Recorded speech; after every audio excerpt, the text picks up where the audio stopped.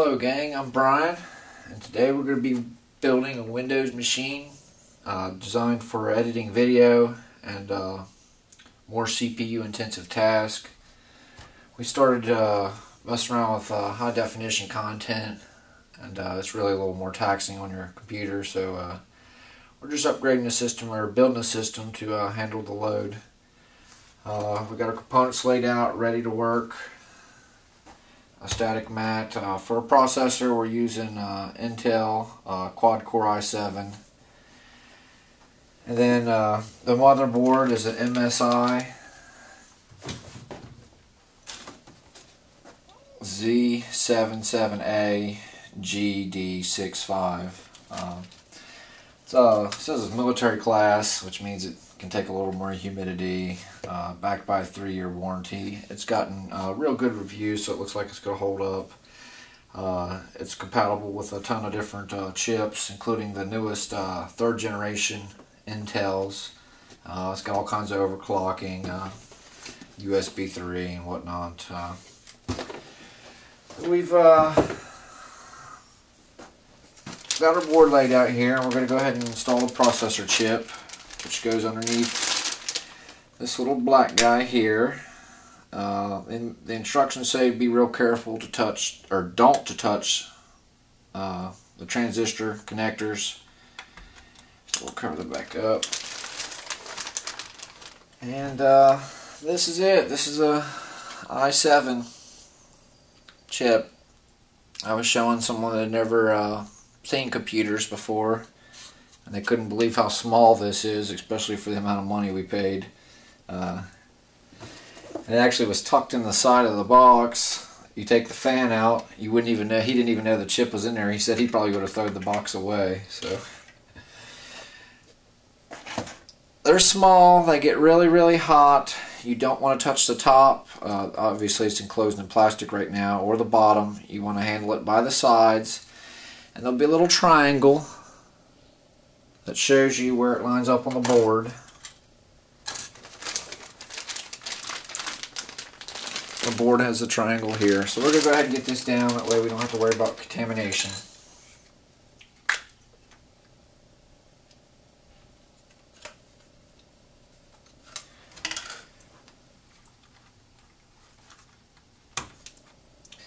There'll be a little metal hinge here you lift. It slides this thing up to line up right. It's got a metal guard that protects it as well. Now you should just set it down in there. You don't have to push. This is going to do the most of the work when you clamp it back down.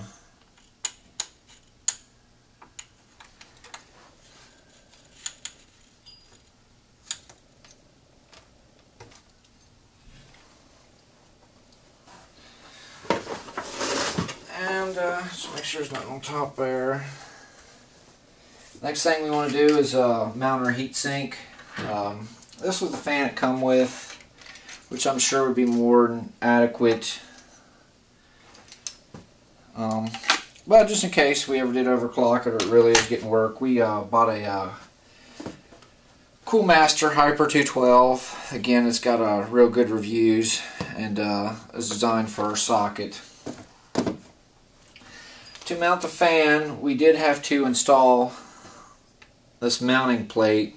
The default fan just got these little plastic guys that pop down in that hole, and you turn the screws 90 degrees, they kind of lock in. But the fan we're using, they needed you to mount this plate, and that gives you these 4 mounting holes on top. This is the actual model we're using right here. You can cool a V8 with this baby. It's got a protective cover of plastic. Again, you don't want to put fingerprint oils here or on the top of your chip. So until we're ready to put that on, there's no need to take that off. This was a little tricky here, the way this mounted down. It has this little bracket that goes down in here. And depending on what processor you're using, there's different size. It's kind of hard to see, but if you look, Right here, these guys actually move up and down along 3 different slots. The furthest one out's the biggest, and then the middle, and then the closest one in, are for different size processors. The instructions that come with it, although they're printed a little small and a little bit hard to read, it does clearly show, if you got an AMD processor, where to line these things up. And once you get it down in there and open it up to the proper size, there's a little pin here that helps guide you in. You see the pin down here? It just holds it, lines it up. And the same thing was true with our back plate. There was 3 different mounting holes along these arms, and it's really important you get them right for the processor you're using. If you have it wrong, your screws are going to want to go in cross-threaded or sideways, and that'll cause you problems. So we've got a little tube of thermal grease here, and what you do is you apply this on top of the processor, and it acts as a little layer between the fan and the heatsink. You want to do a real nice even layer there.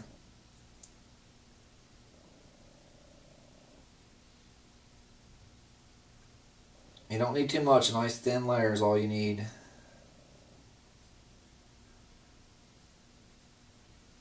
And this helps transfer the heat from the chip to the fan, and then the fan removes the heat into the air.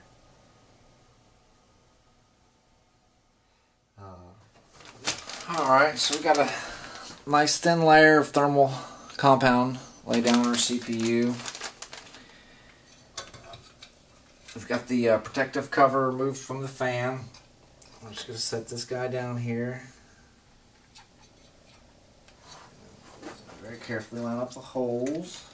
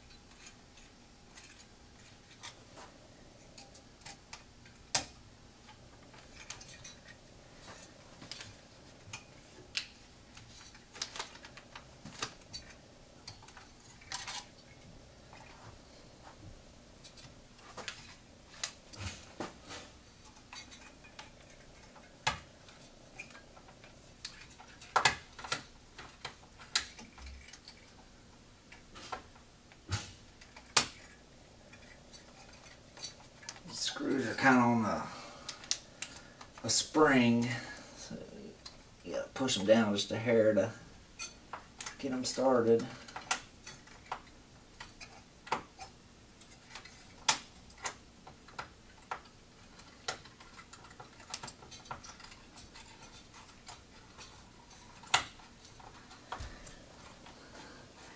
And then once you get it started, they're all started.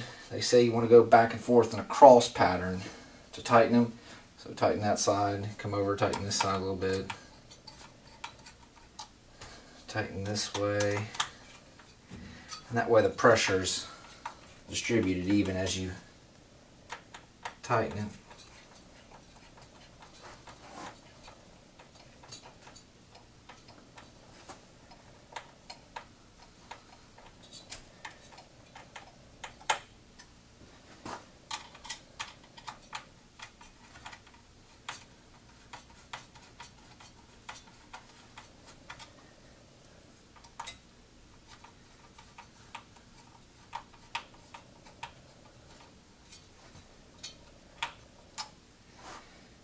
And as you tighten it, there's a little black ring at the bottom that'll show you your depth on each screw, so it'll give you an idea of what's even.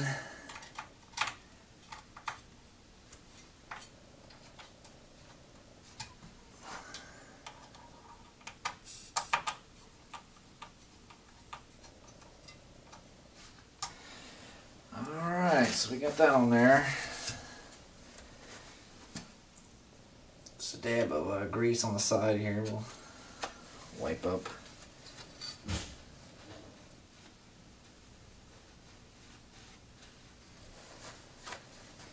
You don't need much of that thermal compound. So that's what that looks like. Now they're on there. Definitely a good bit more cooling size than the default fan. So if you are thinking about overclocking or just want to make sure your computer stays cool, I definitely recommend Cool Master there. It makes some real nice fans. This is the random access memory we're going to use. It's a Corsair. We're going to put a total of 16 gigs. Each one of these is a 4 gig stick. They're running at 1600 megahertz memory. And it's a DDR3. As you put that in, when you do your RAM, you just want to pop these guys open. And there'll be a little groove. Now there's tons of different kinds, so you want to make sure you got the right type for your machine. And then you see the line right here. Here's the groove in the RAM. And then right here is where you line it up. And like I said, you want to open the tabs on the end. Be careful, don't touch your connectors, just grab it by the top here. And what I like to do is get one end all the way back and down. And slide the other in. And if you do it right, you push down one side and then the other, and it should automatically close these guys. Again, you should never have to force anything. If it don't go, just take a look at what you're doing, make sure everything's lined up. It shouldn't take too much force to push it down in there. So we got our little groove. It goes the short end this way. Make sure it's all the way back towards the end. There'll be a little guide that helps it slide down. And just pick one side and push it down, and then push the other down. And it should close both these.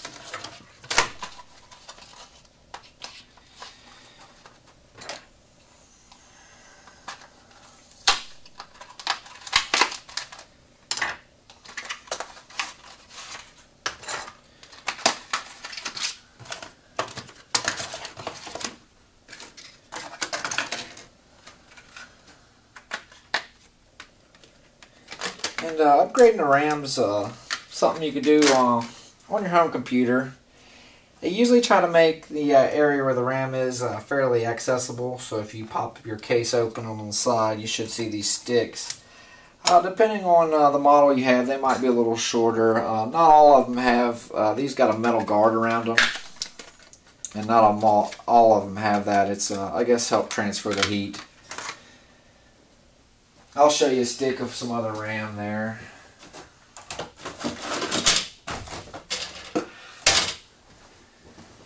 This might be something more similar to what you see here. This is a RAM that doesn't have the heat sink, and it's probably running at a slower clock speed, so that's what's going on there.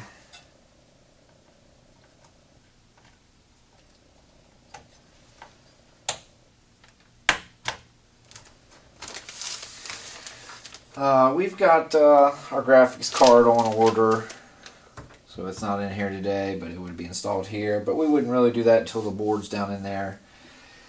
This is the case we went with. Nothing too fancy. Just made sure we had plenty of room, drive bays. This is what this guy looks like initially. As far as prep work, there's these brass head screws that actually rise up off the metal of the case. This is what your board will mount to.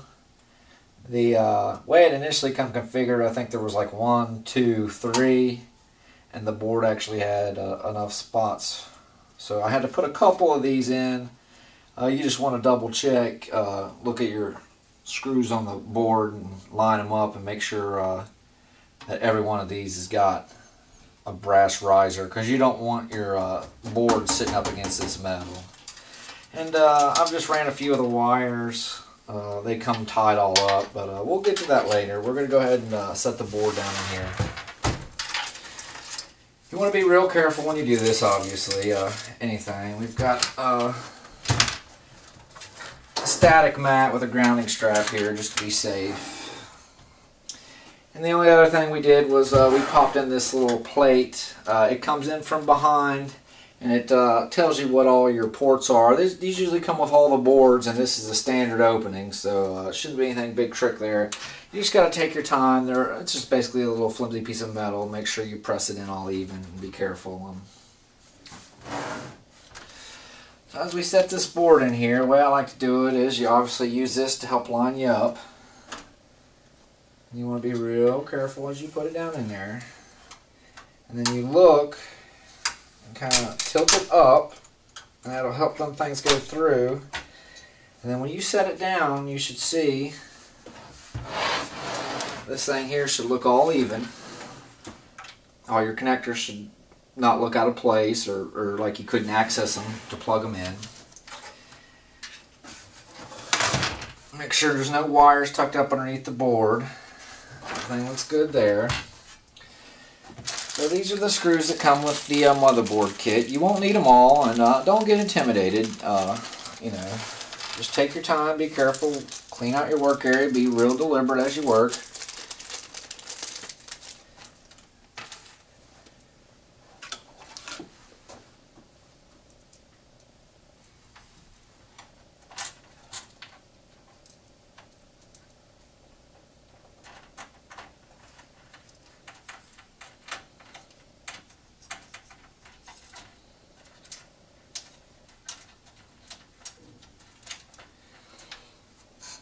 Okay, so that was the right side, or wrong side.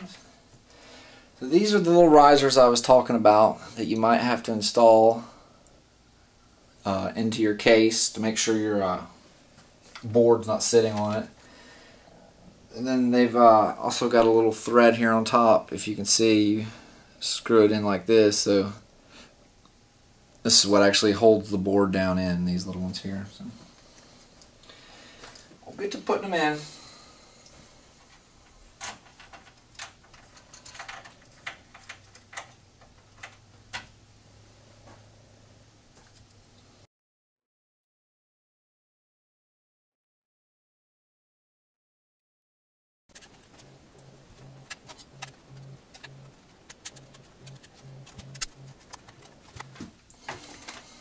Alright, so we got that finished up. Nothing too fancy here.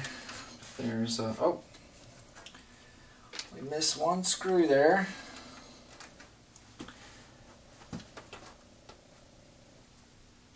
Anyway, there's 1, 2, 3, 4 is the one we missed. 5, 6, 7, 8, 9.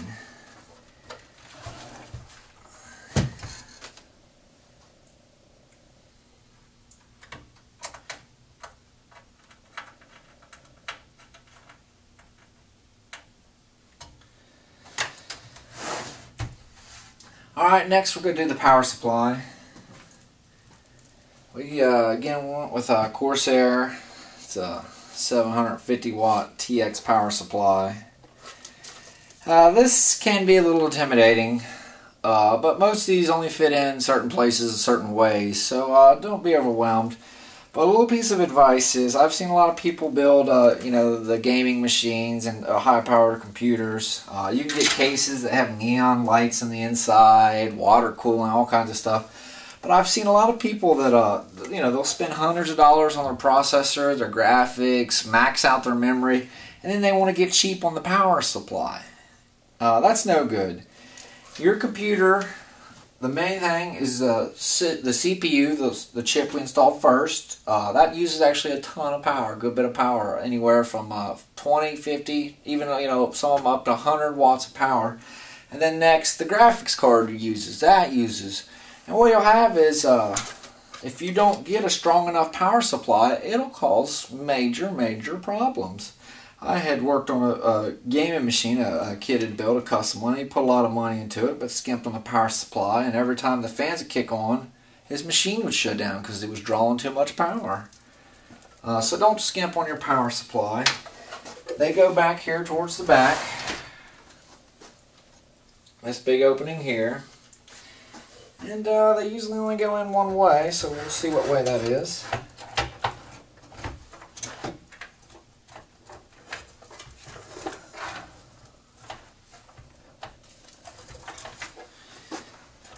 There we go. And you've got your 4 screw holes here, so we'll get out some screws.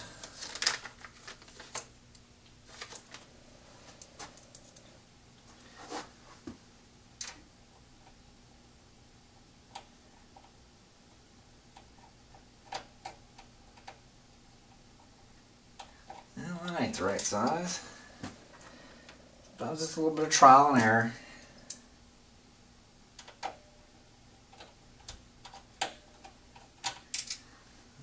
The right size either.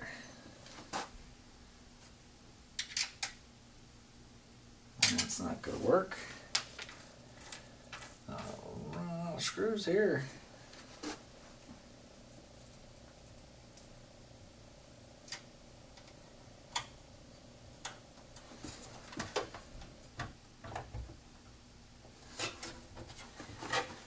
There's actually a little bit of wiggle room in these.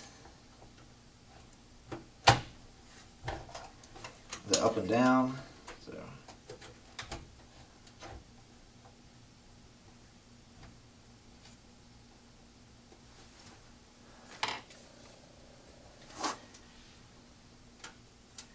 it might take a little bit of adjusting to get in there, but nothing serious.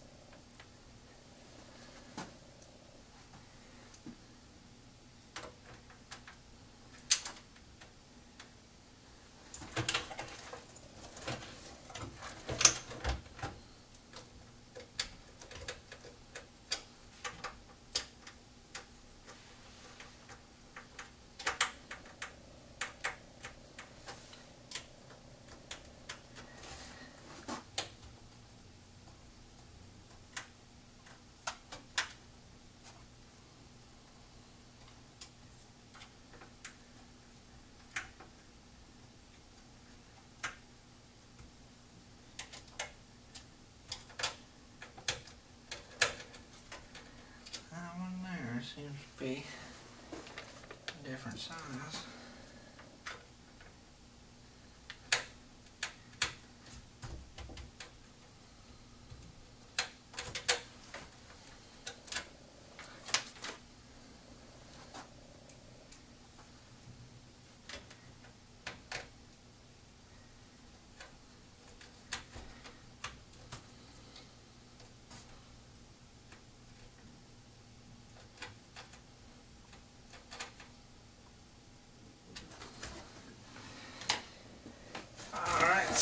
Power supply in.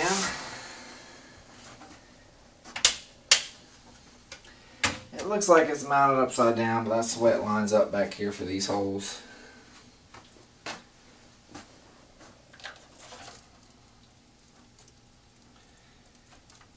And next we'll start dealing with gobs and gobs of wires.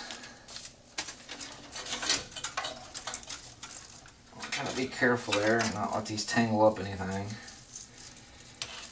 Stretch them all out. I'll turn this thing back on its side.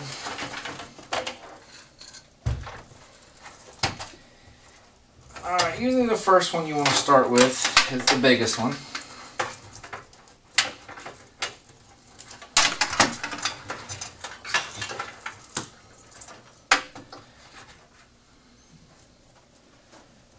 And that's this guy here. They've got this little guy that lets it only go in one way. It goes right there.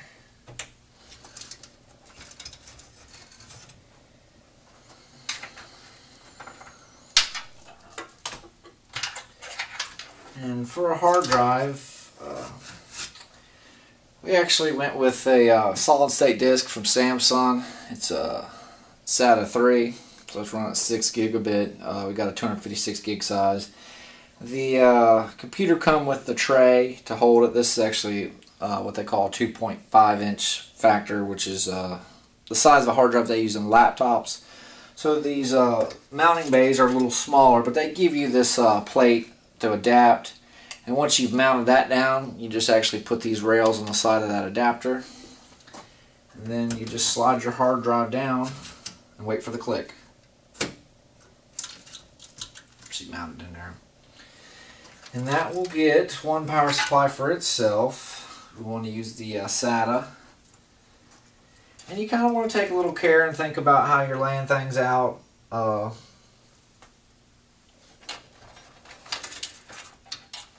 Try to make it look as neat as possible. And then if someone else has to work on it in the future, it won't be as bad either. So we got these guys here. So we'll go ahead and get our power supply for the hard drive plugged in. And they're kind of got an L shape to the bracket, and it only plugs in one way. The power has got its own size.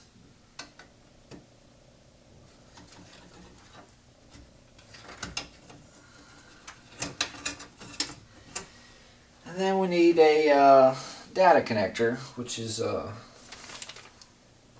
SATA. And there we go.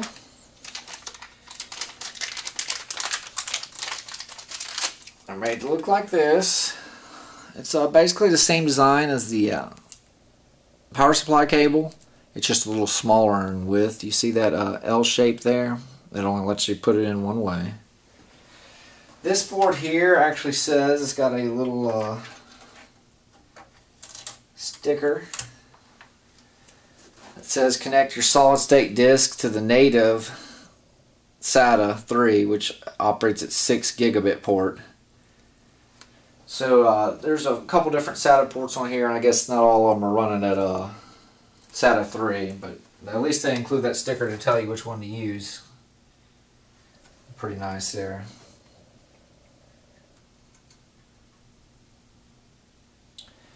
So it says use SATA port 1 or 2. And it looks like this guy's got 8 of them. And I don't see SATA. Oh, there we go, SATA 1 or 2.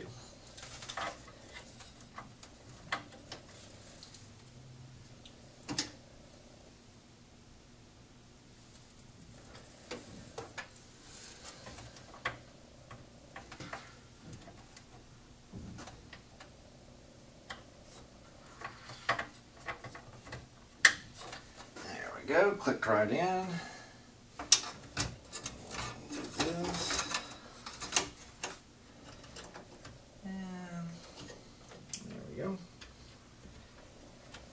Back. Alright, now we got most of the major components in. Power supply, the fan, the RAM, the motherboard, the CPU. There comes the tricky part, or at least the time consuming part that if you don't do this on a daily basis can become a little overwhelming. You got all these little guys here. They basically have female ends. They accept 2 small little male pins that slide into them. And there's different spots on the board here. I don't know how well you can see. Bring this a little closer. Those right here. And they're actually labeled with some really, really small print. And you got a few guys like this. These usually carry USB to the front. Got another guy here that is for a memory card reader. Just take your time and don't get too overwhelmed. So we're going to start with the first one here. Kind of untangle them a little bit. So the first one we got says Hdd Led. So So usually there's a light on the front here. When your hard drive's reading files, it'll blink. I don't know, I guess people like to see blinking lights when their computer's on. It makes them feel better. So we'll make sure to hook this up. But some of these aren't necessary. Like your computer, if you don't hook this up, it's going to run just fine. You just won't have the blinking light. But some of them, like for example, this one's the power. You need to hook up your power switch one. So, you know, it's up to you. So we got over here, and it says we got, let's see, Hdd Led. And they're usually lined up in such a way that shows you how to plug them in.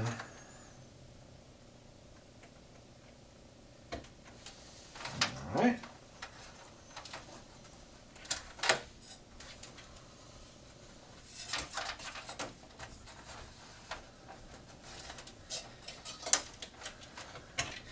I'll tell you something else I kind of like about the way this case is made. They actually got these little grooves here. You kind of slide your cables underneath.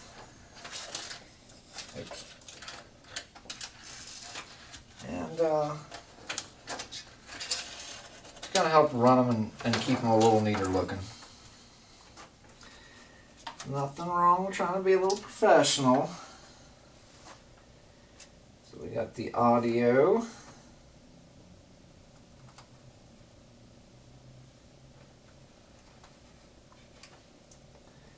This actually has two of them. One of them says HD audio. Let's see. And again, you don't want to be forcing anything. They should slide down there on there pretty easily. So again, like I said, don't force anything. There's a USB, and they're made just to go in a certain way. If you look and see what's going on, you shouldn't have no problem figuring out the where they go. You might need to slide them back and forth, but like I said, it shouldn't take a whole lot of pressure, so just be aware of that.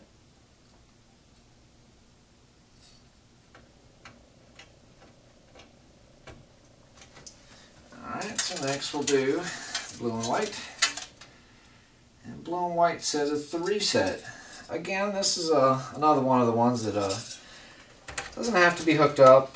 If your computer freezes, it's nice to have that reset button so you can just hit it instead of holding your power button in for you know, 5 seconds or whatever it is. But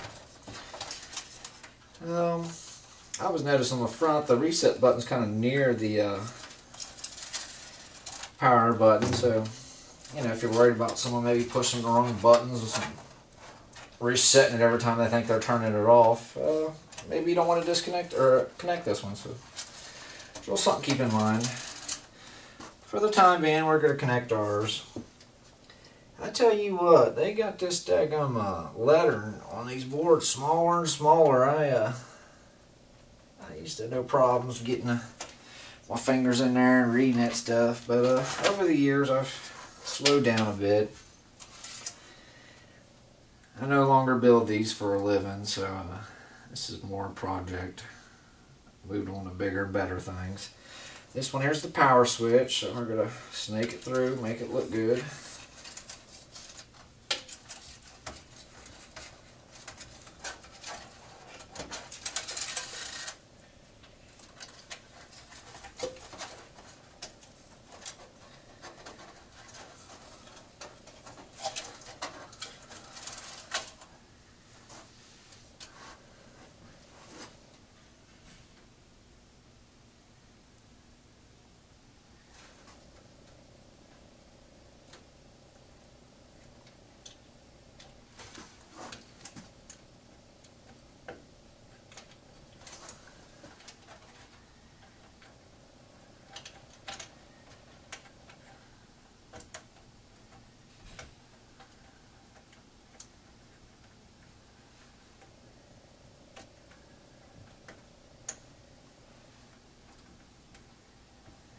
Alright, got it.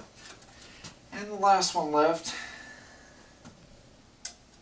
is the light for the power. When the computer's on, the power button lights up. Again, not completely necessary, so just a little FYI.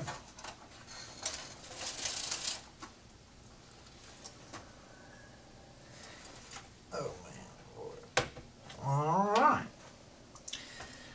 So we got all them. Next we're going to do the USB adapter for the memory card.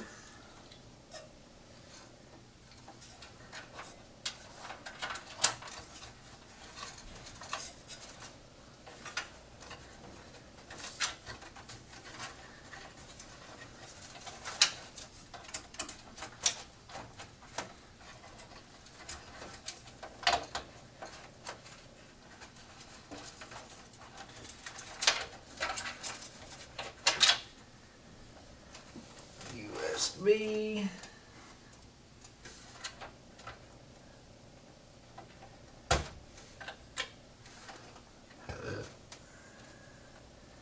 Again, it only goes in one way. Just take your time, look at it.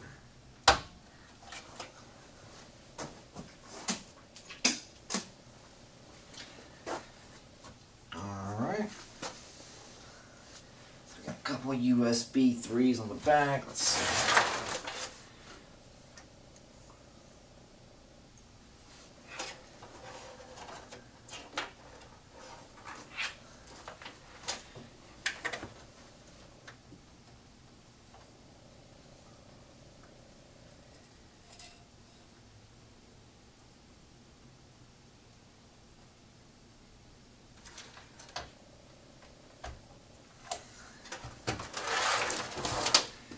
Then the last thing you want to do is hook up your fans. There's a couple different various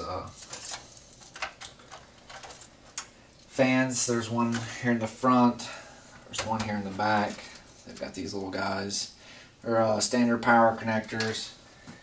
There should be a couple of them coming off your power cord here.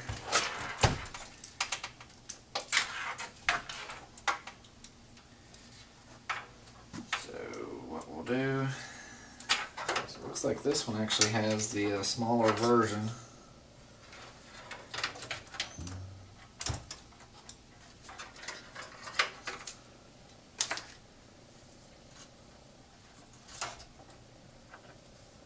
Yep.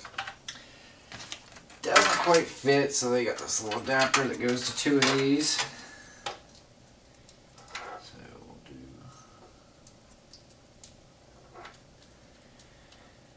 There. And what they've actually got set up here is this here is a male in, this is a female in, and it actually gives you another female in. If you had something next to it, like say a hard drive right here, and you used up your one available power supply, this would give you another one. You just want to make sure that's firmly pressed together. And then I'm going to kind of like try to hide this.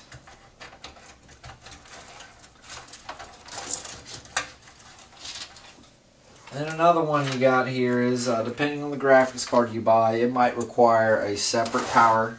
That's what the ones that say PCIe, PCI Express. Like I said, our graphics card ain't come in yet, so we're not quite ready for that step. And then there'll be another one that goes to the motherboard. We did the big one first, but there'll be a weird one shaped like this.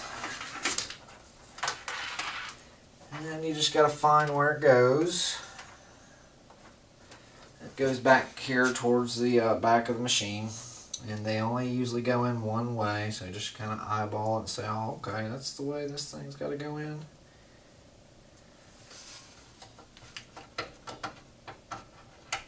Alright, here's our last fan. Get another one of these guys.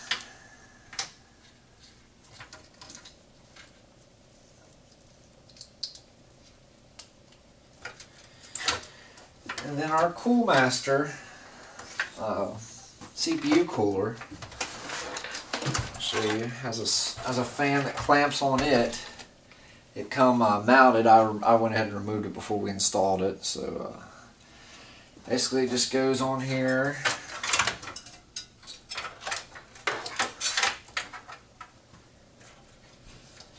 should pop right on.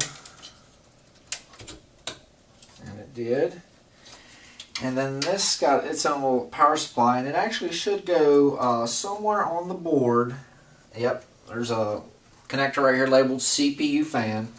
And the computer will tell this fan when to kick on. So that way it's not running, making additional noise that you don't need. So we got everything in here. We haven't put our CD-ROM drive in yet. But before I get too far down the road, I'm going to go ahead and plug it in and push the power button. And if things spin, it looks like it's running. We'll hook up a monitor and see what's going on and load our OS.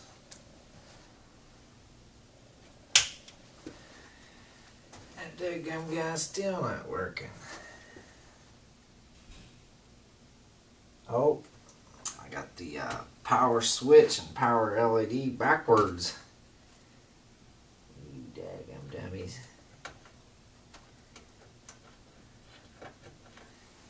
Alright, let's see if that makes a difference.